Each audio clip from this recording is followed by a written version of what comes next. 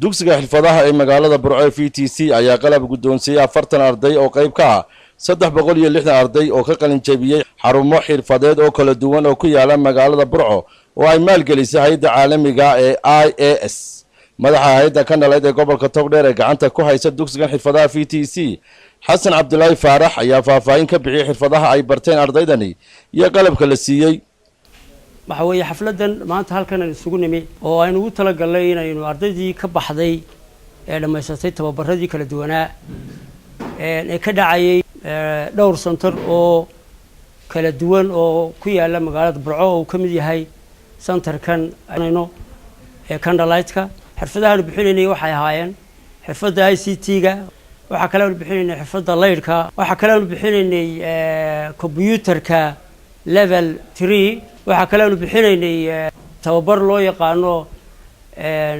rakaamaha ee ay maalgelisay hay'adda IAS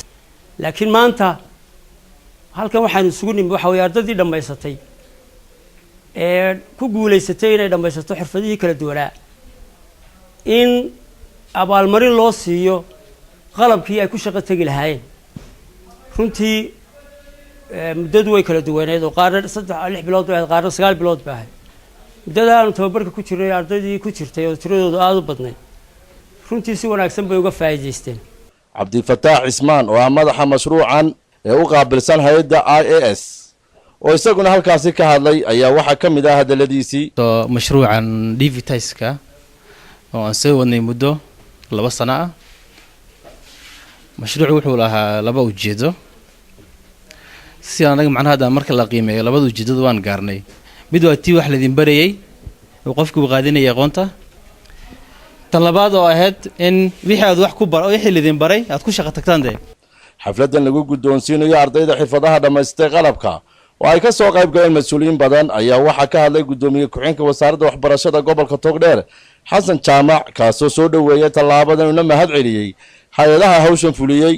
sidoo kale waxa isaguna halkaasi ka hadlay Jaamac Ducaale oo ka mid ahaa saraakiisha hay'adda IAS iyo mas'uuliyiin kale oo badan qaar ka mid ah ardayda qalabka la guddoonsiiyay ayaa tilmaamay in aad ugu faraxsan yihiin